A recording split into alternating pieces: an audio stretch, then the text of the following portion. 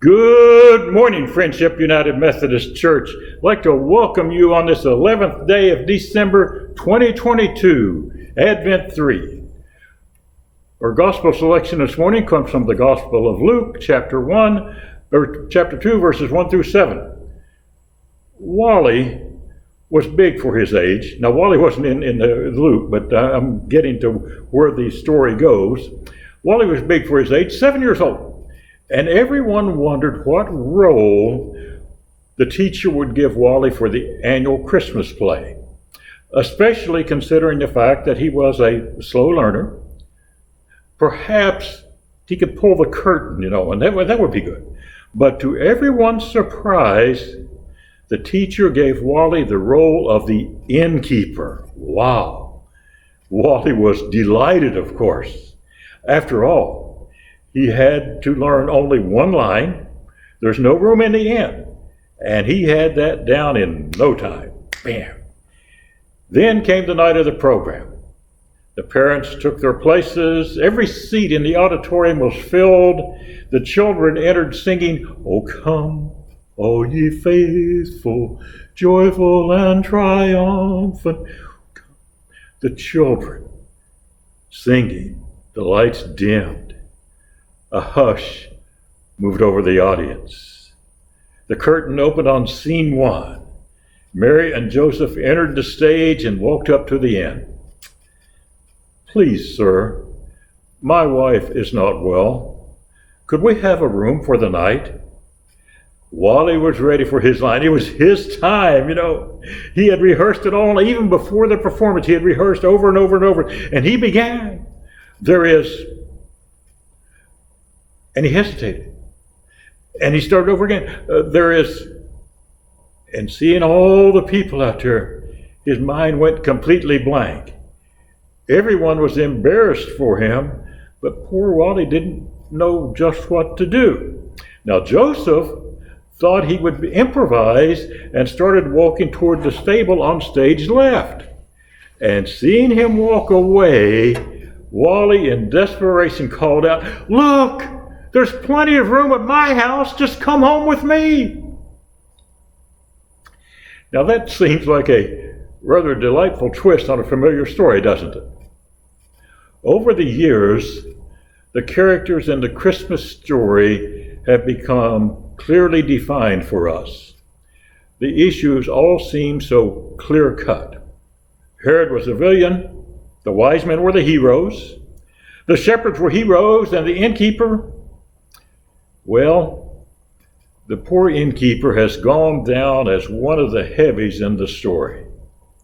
In our mind's eye, we envision him as a crotchety old man with a nightcap, sticking his head out the window and tersely shouting, "Take the stable and just leave me alone." But perhaps the innkeeper has received bad press. Preachers over the centuries have had a field day with this poor fellow. But was it his fault that the inn was built with 12 rooms instead of 13? Was it his fault that Caesar Augustus had issued a decree that the entire Roman world should be taxed? Was it his fault that Mary and Joseph were so late in arriving that evening? But you know something? This simple little statement about there being no room in the inn becomes a symbol for Luke. As he writes his gospel, it's almost becomes a theme, if you will. Luke takes this one line, "There's no room in the inn," and shows us just how this phrase was recurrent throughout Jesus' ministry. The question that Luke leaves for us is, will there ever be any room for him? There was no room for Jesus in the economic world. Luke records that one day Jesus and the disciples stepped off a boat in Gadara. A madman, screaming wildly and tearing at himself, suddenly approached him, and Jesus walked up to the man and asked his name. "I am Legion, for we are many," came the response. And he was right. This poor, tormented man was so confused, pulled away in so many different directions, that he was no longer one personality, but many personalities. Jesus then commanded the demons to come out of this man and into a nearby herd of swine. The pigs immediately stampeded and ran off a cliff and were killed. The man was healed. But what was the response of the community? Did they sing praise to God, from whom all blessings flow? Did they cry out, "Praise be to God, praise to Jesus"? Did they build a hospital in the community and name it after the Nazarene? No, none of these things, What they did was to send a committee to Jesus and kindly ask him to get out of town. Get out of Dodge, Jesus. You're not welcome here. He had been around so many years that it had simply become a part of the landscape. Demonic Gerasene. Well, what really got them was the fact that Jesus destroyed a herd of swine to heal him. That was hitting them right where it hurt, in the pocketbook. Now, we know the Jewish didn't eat the swine, but maybe the Gentiles did. It was lucrative. It was quite clear to them that if Jesus stayed around, the local economy would be disrupted. What they wanted was business as usual and not some itinerant miracle worker. So the local delegation asked Jesus to kindly leave. Exactly how they worded this to him, we don't know. But I would like to venture a guess. I suspect that the conversation went something like this. Jesus, our lives were doing quite well before you came to town. We don't think we need you. And we know that we don't want you. So Jesus, do us a favor and go and try to save the world in some other location. We have work to do. Hard work. And not to, we don't need to fool around with a do-gooder. You see, there was just no room for Jesus in the economic world. And there was no room for Jesus in the legal realm either. The law was clear-cut and dried. It had been codified centuries earlier, all the way back to Moses. The law was clear. And I don't doubt that some of them said that tired old cliche, they might not be good rules, but they're all we have. And one of those laws read, whosoever commits adultery shall be stoned to death. There it was, in black and white. It was even one of the 10 commandments. Thou shalt not commit adultery. They came down harder on the enforcement of this law, particularly on the women, than any other. And by the way, it was the same punishment for the men. Go back to Leviticus and read it. But so be it. It was the law. The penalty was death by stoning. There were no loopholes, no plea bargaining. Thus, when the crowd brought to Jesus a woman who had one day been clearly caught in the act, they were ill prepared for his response. He refused to join in this little lynch mob, if you will. Didn't he know the Torah? Of course he knew it. But he also knew something about, what, James? Grace. Yeah, grace. And that was higher than the law, even the great law of Moses. The crowd was astonished, to say the least. They dropped their stones and walked away, but you had better believe that they didn't like it one little bit. A person who has had his mind changed against his will is a person whose mind really isn't changed. They didn't do anything about it right away. They were just biding their time. Jesus had said, in effect, people are more important than rules. They didn't buy that for 1 minute. To them, the law was the law, and it was clear that there was simply no place for Jesus in this whole matter. There was no room for Jesus in the realm of the religious order either. That might sound strange, but it's true. People like Annas and Caiaphas already had all the high positions that were available. Israel had all the high priests that they needed, and then some. Who was this new man on the scene who called himself teacher, rabbi? Yeah, where did he go to seminary? Who were his parents? Where does he get his authority? Nowhere is there any hint that the chief priests were accommodating to him. Sort of like local pastors sometimes in a United Methodist church, isn't it? They didn't stretch out their arms and welcome Jesus into their clerical profession. In fact, they did everything they could to keep him out. They weren't about to adjust their comfortable lifestyles and position in the community because of the claims of Jesus. But he went far deeper than that, friends. They earnestly thought that he was wrong, and it was their duty to oppose him. They organized themselves, and like politics, religion can also create strange bedfellows. Their plan climaxed when Jesus was hanging on the cross at Calvary. There was just no room for Jesus in the world of the ecclesiastical.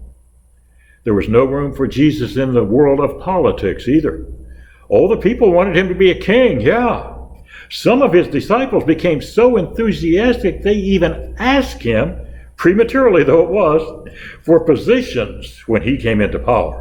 Now that's politics, okay? But Jesus wouldn't play by those rules. He told them that his kingdom, was not of this world. When he rode into Jerusalem and walked into the temple on the Palm Sunday, the crowd was prepared for a coronation ceremony. They were ready to pronounce him king and do away with the Roman authorities. But Jesus disappointed them once again. He refused to play the game of politics. I'll scratch your back if you'll scratch mine. He shunned the smoke-filled rooms and spent time with people who did not have their hands on the levers of power in the society. Oh, they gave him a popular mandate, all right. They all agreed. What did they agree on? And what did they agree on? Yeah, that he should be crucified. So his earthly crown was exchanged for a crown of thorns. There was just no room for Jesus in the world of politics. In economic, legal, religious, political realms, wherever Jesus turned, there was no room for him. What began first in Bethlehem when the innkeeper turned him away was to become a recurrent theme. And let's look at us today, to you and me, okay? Do we have room for Christ in our lives? I'm asking, do we? When the innkeeper was presented with this unexpected situation that night, he faced what I call our universal dilemma. At that point, he became every man. Every man is asked, do you have room for the Messiah? Every man and every woman, I want to ask you in here today, do you have room for the Messiah? The fact is that the Messiah comes knocking at our door and the door of our hearts many times in our life, in various ways, through various people, in various events. Well, you say, I'm not a preacher, and I'm not a theologian. How am I supposed to recognize these times? And that's precisely the point. The innkeeper was not a preacher or a theologian, but you expect him to recognize, don't you? You see, you are given no more preparation than the innkeeper. And that's precisely the point. He was just an ordinary layperson, like you and I. He could have said, if I had only known this was the Messiah, I would have gladly opened the door. But if he had known that, he would have responded out of awe and fear or courtesy, not of compassion.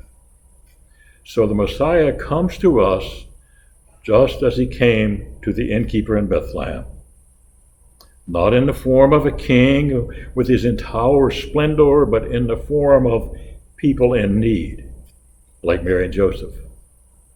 And whether or not we receive Christ depends on how we respond to these people. Do we welcome people that are different from us in this congregation? Or do we strive to bring people in? Are we to make disciples if they're just like us? There's that qualifier. You see, we ostracize some persons, don't we? The innkeeper claimed that he had no room. Isn't the crowded inn a rather appropriate symbol for our lives? So cluttered, not with important things, but with things that don't amount to a hill of beans.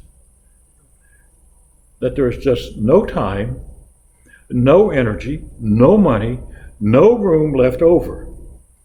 There is just no room in our lives for the Messiah, for Jesus, okay?